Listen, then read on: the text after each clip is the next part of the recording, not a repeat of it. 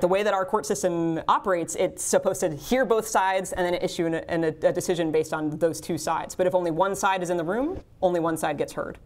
That's Erika Rickard talking about civil courts in America today.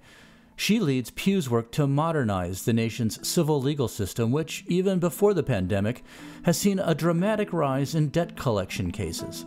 Sometimes the people being sued don't even know it. For the Pew Charitable Trusts, I'm Dan LeDuc, and this is After the Fact.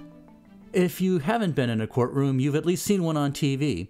A judge sitting on high, tables with lawyers, a jury of your peers. But civil courts, where cases like debt collections, evictions, and personal disputes may end up, can be different from criminal court. And as you'll hear in today's episode, with the COVID-19 pandemic continuing to disrupt our economy, experts expect cases to rise. And that makes a major gap in the system even more concerning. Most individuals involved in these cases don't even know they have a lawsuit filed against them. As a result, 70% of debt collection cases result in a default judgment, or another way of saying it, an automatic win to the creditors simply because the defendant didn't show up. And that's our data point for this episode. Here's Erika Rickard. Well, our state and local courts hear about 100 million cases every year, and that includes criminal cases, that includes traffic cases, and it also includes about over 20 million civil cases. And that includes everything from contract disputes to personal injury cases to family law issues like divorce or contested wills. Who does use our court system and which companies feel comfortable bringing court cases and using the courts for lawsuits has really consolidated to business-to-consumer lawsuits. That can include mortgage foreclosures, evictions, and debt collection lawsuits. Taken together, those represent more than half of all of the civil caseload. Debt collection cases are the single most common type of civil court case today, and they've doubled in size since the 1990s. Debt collection cases are growing both in their total number and in their overall share. So they've went from 1 in 9 civil court cases in the 1990s to now 1 in 4 civil cases. That's pretty dramatic. That to me seems like really like our civil court system looks like a totally different entity than maybe it did 30 or 40 years ago. In criminal cases, you're probably familiar with the idea that you have a right to an attorney, and if you can't afford an attorney, one will be provided for you. But in the civil context, that's not the case. So we actually see that in about 3 out of every 4 civil court cases, at least one side is not represented by a lawyer. So why don't they have attorneys? Well, there's a few different reasons why. And what we've found is that in the jurisdictions where we can actually look and see who was represented and who wasn't, about 90% of the time, the debt collector, the company bringing the lawsuit, is represented by a lawyer and the consumer is not.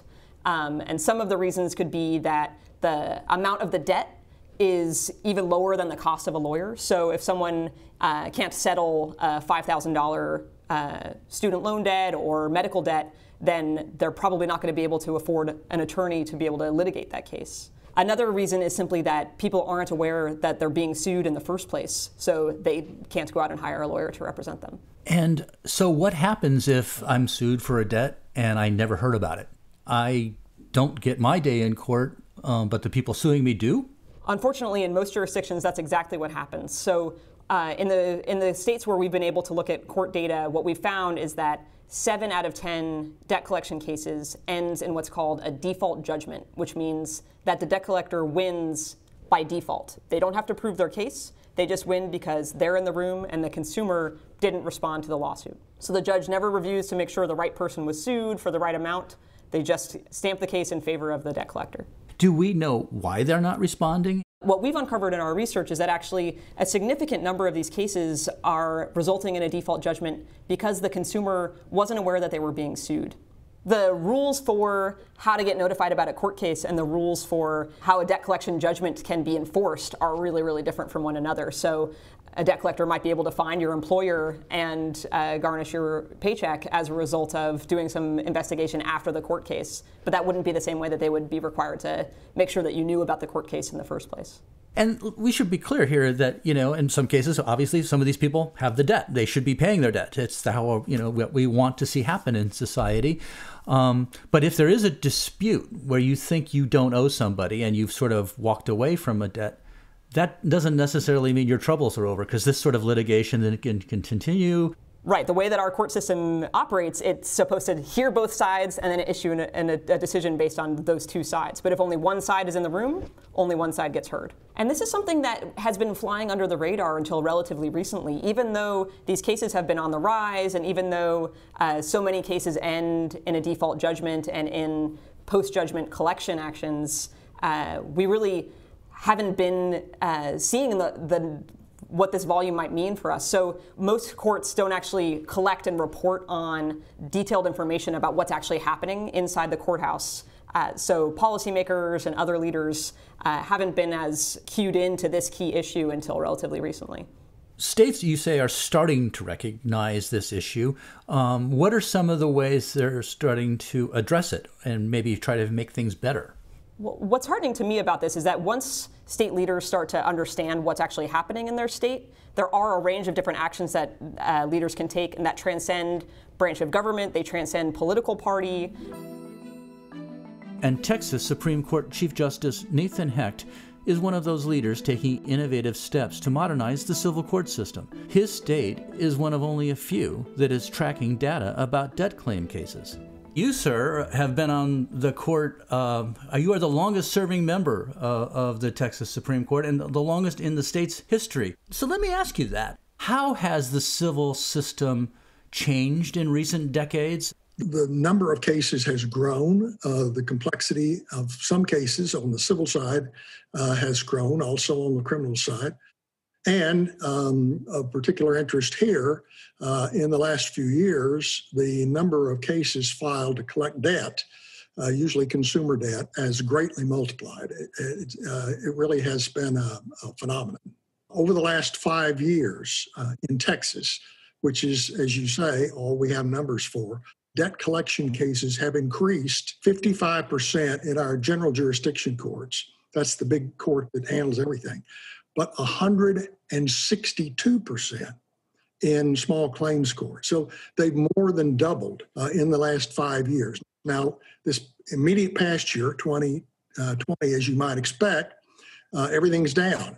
So civil filings in Texas were down about 40% across the board. And debt collection cases were only down 12.5%. So that shows you that there's still lots of them. Even in a hard year, even when other civil filings were down, even when you wonder whether collectors really have much expectation of collecting given the pandemic and the difficult circumstances. I would imagine that a lot of folks don't actually recognize that the consequences they can face for failure to respond to these sorts of things. Are we looking at a bigger systemic question then about an educated consumer and ways to improve how to provide notice to them and what they need to know? When there weren't so many debt collection cases, there were still these problems. They were getting worse, but a lot of what's made them worse is the number of them.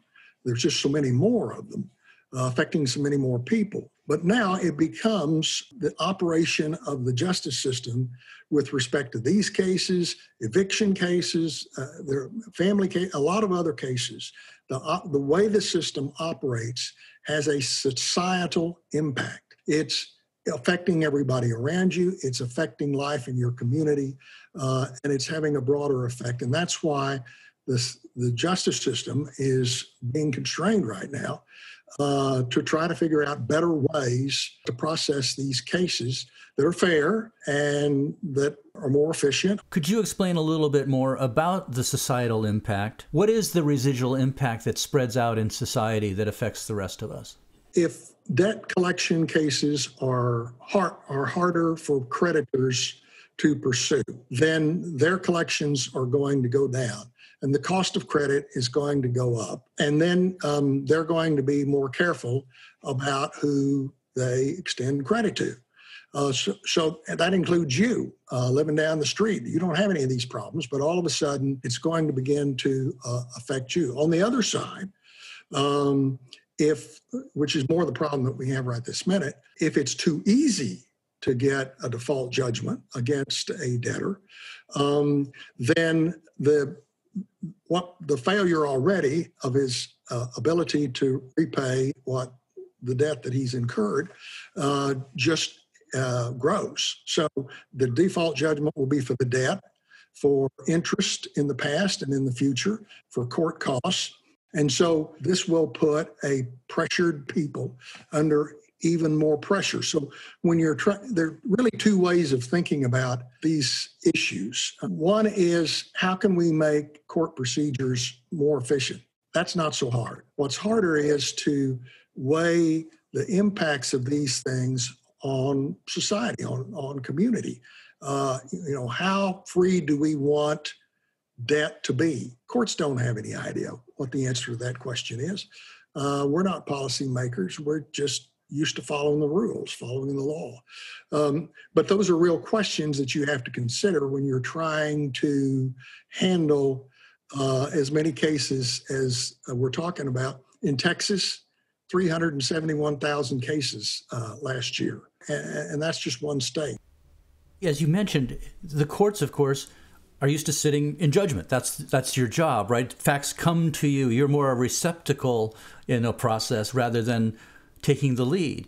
Is this a place where you're starting to see your fellow judges and justices recognizing that they have a perspective that needs to be shared so that maybe things can be done differently?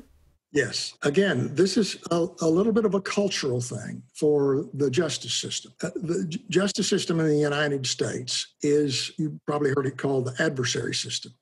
That means one side comes in and opposes the other side, and they do battle. And the judge is the referee and just sits there and calls the balls and strikes.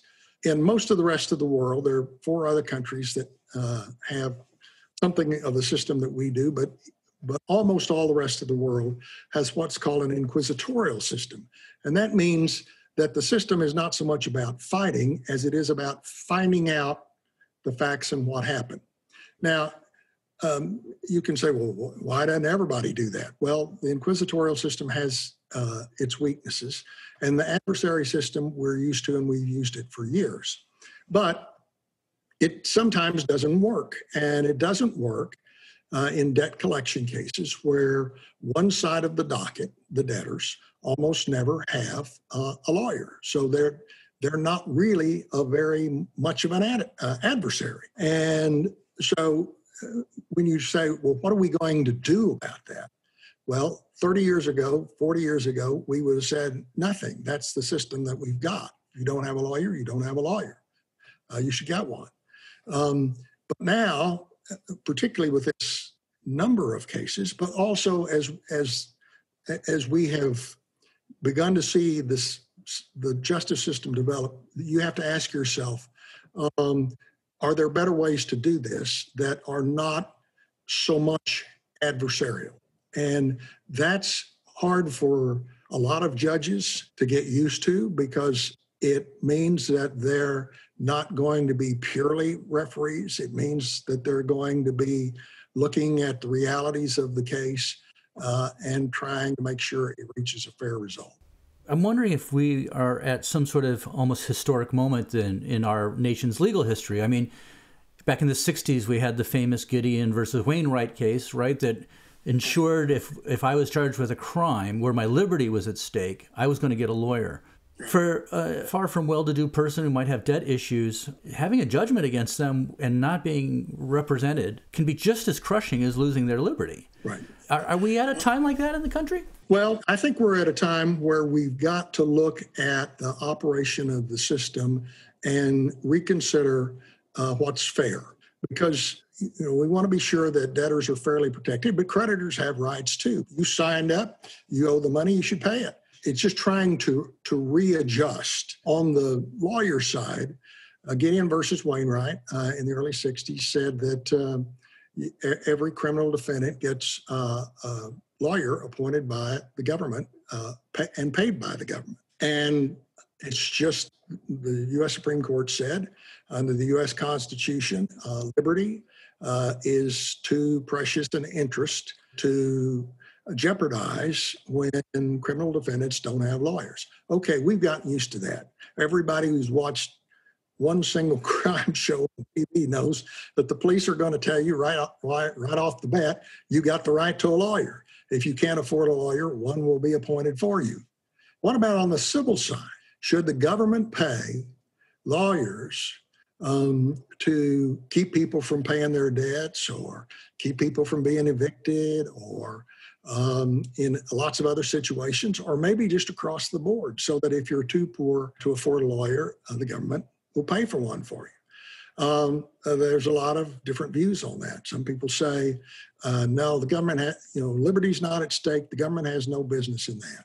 Other people say, why should you ever suffer any adverse ruling in a court system without the protection of legal counsel? We're still struggling with that. That's just a hard issue. This feels like it needs policymakers, legislators, consumer advocates, business interests. So what's the forum to try to make progress when you have those sorts of disparate voices? Well, I think if you're talking about court procedures, the courts are pretty good at that, and it's coming slowly, but we're making progress. So what's an example? Ordinarily, when you get served in a civil case, someone hands you, some official or paid person hands you a notice that the lawsuit has been filed and gives you a copy of it, of the pleading that was filed at the courthouse. And that's all you have. And the pleading may be pretty much legalese. So you read it and you're still not sure what's happening. So how can we improve that? So the court can require that the defendant be given a more plain language, exhaustive statement in very simple terms. You have been sued for debt. This is what they say you owe. Here's what's going to happen next. And after that, this is going to happen. And just take people through it. It gives them more information. Now, courts have not been used to giving people that much information because it sounds like legal advice. Judges kind of say, do we really want to do that? But why not? You got to tell them something. Why would you tell them something that confuses and discourages when you can tell them something that at least gives more people more information that they can use? The judge's role, of course, also, though, is to ensure justice. And is that what we're sort of getting at here? Maybe a new perspective based on numbers and impact on society that judges have to take into account? No, that's exactly what we're getting at, because at the end of the day, you want the public to think to themselves, thank goodness for the courts. They're doing their job. They're fair to everybody. They're there when we need them. We want people instinctively to feel them. And justice is not just about efficiency. Justice is a moral virtue. And people need to feel in their hearts that justice is being done. It's very important to do all you can to maintain public trust and confidence in the justice system. To learn more about efforts to modernize the nation's civil courts, visit pewtrust.org/afterthefact. We'll be back this spring with a new season, so stay tuned and stay safe. And thanks for listening. For the Pew Charitable Trusts, I'm Dan LeDuc, and this is After the Fact.